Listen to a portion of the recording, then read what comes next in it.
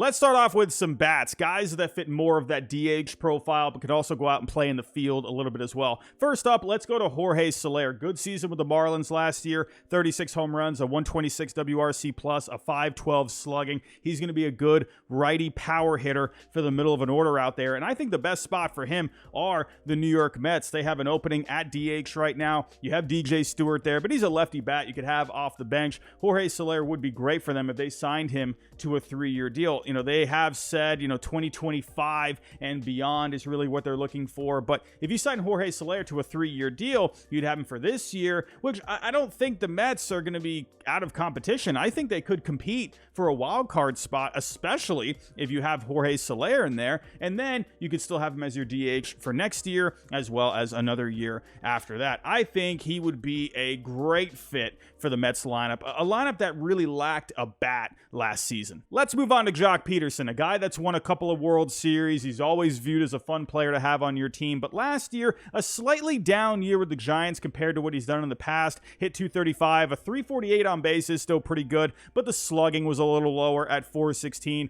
But if you can get those numbers back up, he would be a very productive lefty bat for your team, and a team that could use another bat as well as another lefty bat in their lineup are the Toronto Blue Jays. It really feels like they're lacking a good lefty bat here. You got guys like Biggio, Varsho, Kiermaier, but for a productive lefty bat, I think Peterson really fits the bill here. Moving on to JD Martinez. He had a really good year last year with the Dodgers. Hit .271, a 321 on base, but look at the slugging at .572, a 135 WRC plus, 33 home runs. He's going to be more of just a DH at this point, maybe 1 or 2 games out in the outfield. But you know what team I actually would really like for JD Martinez? And that is the Miami Marlins, a team that just lost Jorge Soler. He's probably not going back there, and they could use another bat. Now, for JD Martinez, if he wants to go there for 1 year, I could see Miami doing that. A team that, doesn't really like to spend a whole lot of money, but maybe 1 year, maybe 10 to 15 million, somewhere in that range. It's not a long commitment. I could see the Marlins doing that, and he's originally from Miami as well, so maybe that could be sort of a reunion in a way. I would love to see JD Martinez on the Marlins. Moving on to Rhys Hoskins. We didn't see him last year. He tore his ACL, unfortunately, but with Rhys Hoskins, he's got a lot of pop in that righty back. Just a couple of years ago, he had 30 home runs, a 462 slugging, a 122 WRC plus. Sure, there's going to be a bit of a question mark with him about the knee, but I'm thinking out for the whole year, he's probably going to be good to go. Now, a team that I think could be a great fit are the San Francisco Giants. Now, you do have a couple of guys here that are taken up at bats, like Wilmer Flores, Lamont Wade Jr., Tower Estrada, but I feel like with the Giants, that would give them a good bat with some pop in the middle of that order. It feels like they could use something like that. Moving on to Justin Turner. He had a good season with my Red Sox last year. Hit .276, a 345 on base, 455 on the slugging, 23 homers, a 114 WRC plus. Seemed to enjoy his time with the Red Sox last year. Seemed like a good clubhouse guy. And honestly, at this point, I think going back to the Red Sox would be the best fit for him. The Red Sox reportedly want to have a rotation at the DH spot. So Justin Turner, he can go play some infield spots while some other guys get some time at DH. And for the Red Sox, it seems like they're not really willing to commit to long-term deals, maybe like 2-year deals at this point. So he kind of fits into that profile of maybe getting like a 2-year deal. And hey, if he comes back to Boston, I think that's a great fit. Moving on to some bats, but are also very capable of playing out in the field. Let's start with Adam Duvall. Did miss some time last year, only 92 games overall, had a wrist injury at one point, but when he played, he brought some good production for the Red Sox. Had a 531 slugging and 21 home runs over the 92 games, a 116 WRC plus. He's not a defensive whiz by any means, but he's very capable of playing all 3 outfield spots. And a team that just lost their center fielder, the Minnesota Twins, could be a great fit for him. Now, Byron Buxton is slated for center field at this point, but you never know with him when it comes to the injuries. I think Buxton, you need to give him a lot of DH time, get him off his feet. But with Adam Duvall, he can go play some center, some left, some right, and, DH some days as well. And speaking of Michael Taylor, he's going to be the opposite. You're really looking at the glove with Michael Taylor, but did have some pop last year, 21 home runs, a 442 slugging, not bad.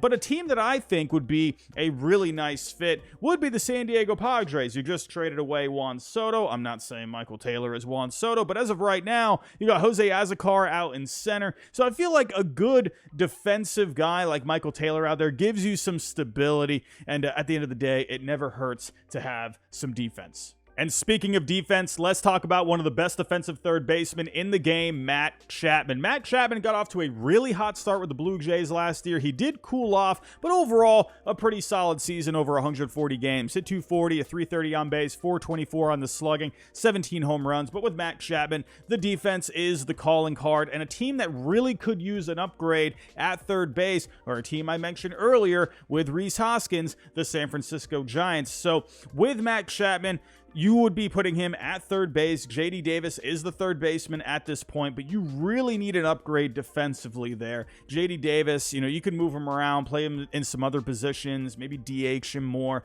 or I don't know, maybe you move one of these guys somewhere else. But I think Matt Chapman, at the end of the day, going to the Giants, playing with his former manager, Bob Melvin, giving them some better defense at third base, I think that would be a great fit. Could you imagine having Hoskins and then Chapman in this lineup? That would definitely give them a little bit more pop. I think it would be great for the Giants. And moving on to the best bat left on the market, Cody Bellinger had a few miserable seasons with the Dodgers, but had a great bounce back season with the Cubs last year. Hit 307 with a 356 on base, a 525 slugging, a 134 WRC plus, 26 home runs, a 4.1 Fangraph WAR over 130 games. Cody Bellinger is clearly the best bat left on this market. And honestly, I think for Bellinger, the best thing to do is just go back to the team that you just had so much success with. Why not just run it back, sign a 5 or 6 year, maybe 7-year deal? I don't know. But obviously, something worked with the Cubs last year, so you might as well just keep it going instead of going somewhere and then everything just falls apart again.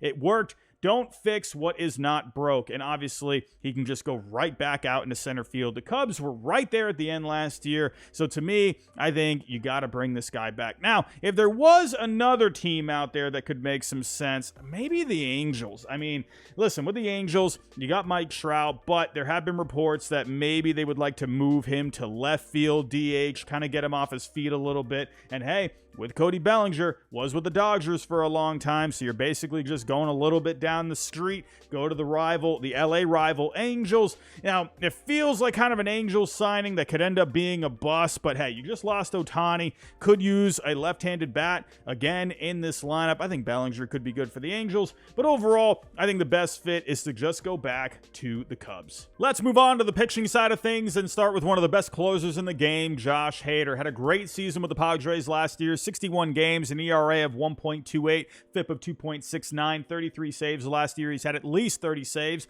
the last 3 seasons. He would be an awesome addition for the back end of anyone's bullpen. I think the best fit overall are the Angels. I just mentioned them with Bellinger. Now, with the Angels, I feel like they could use an upgrade at the back end here. I like Estevez, but I see Estevez as more of like a setup kind of a guy. To me, I'd much rather have Josh Hader as my closer. And the Angels have one of the worst bullpens in the game last year. I think Hader would be a great fit for them. There could be some other teams, maybe the other team in LA, the Dodgers, who are spending money left and right. Now, Josh Hader doesn't seem like someone they would sign. Anytime they've gone after relievers, sure, Joe Kelly they brought back, but it always seems like they kind of try to get relievers that are a little cheaper, guys they develop in their own system. So, I don't know, maybe the Dodgers, they've spent a ton of money. Maybe the Yankees, they've been spending some money this offseason, bringing in Juan Soto.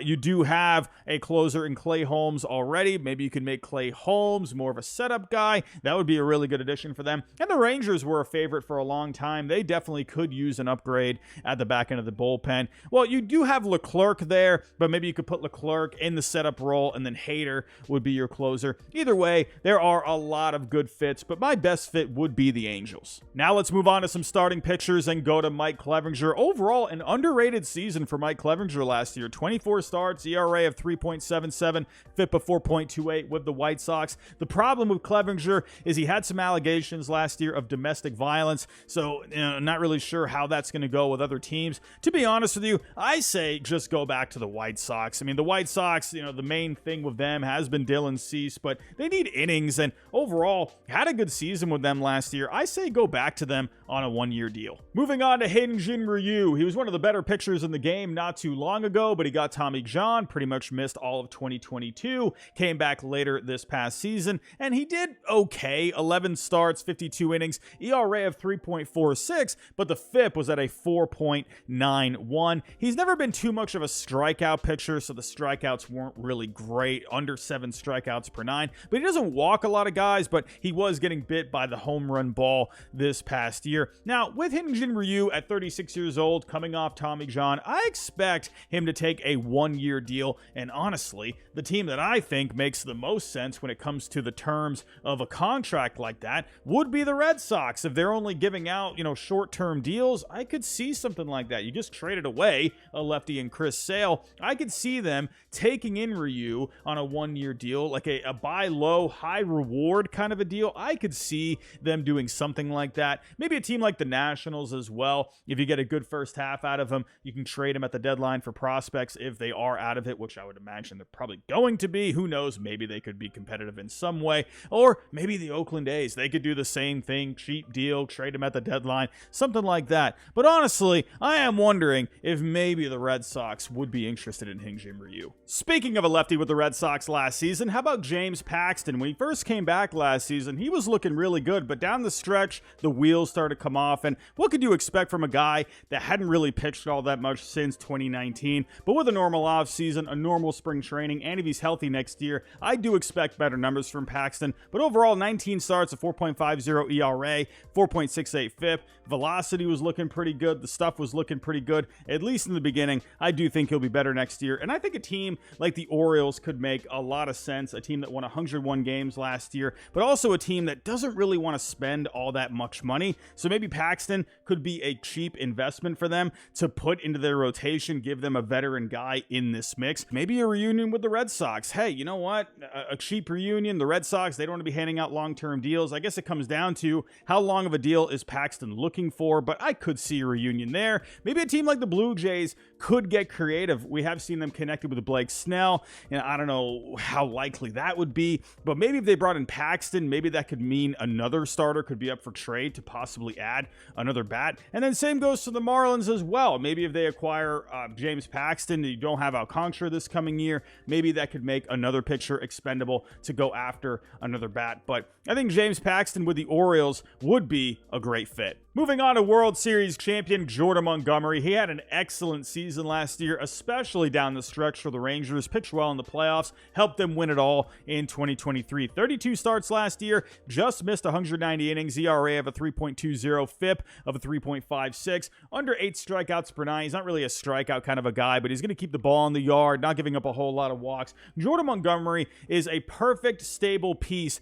to add to your rotation. Now, there have been, rumors about the Rangers going around that maybe they're worried about money. He would be a perfect fit to just go back there because they do need some pitching. The Red Sox would be a perfect fit for Montgomery. Their starting pitching was terrible last year, and they could still use some innings, but will they pony up the years? I don't know. I think they should give him a 5-year deal. That way, it gives them a nice, stable piece in this rotation as they build up pitching within their organization over the next few years, and that would be a really nice rotation with Bayo, Montgomery, Giolito, who they just signed. If they can get him back on track, that would be pretty good. Pivetta, Crawford in this rotation as well. I think it would go a long way bringing Montgomery in here. The Yankees have popped up, but does he want to go back to the Yankees? I don't know. And the Yankees just brought in Stroman. You know what team I think is the best fit for Jordan Montgomery? I think the Philadelphia Phillies, to be completely honest with you. Listen, they're in win-now mode, and yeah, you brought back Aaron Nola, but they haven't really improved, honestly.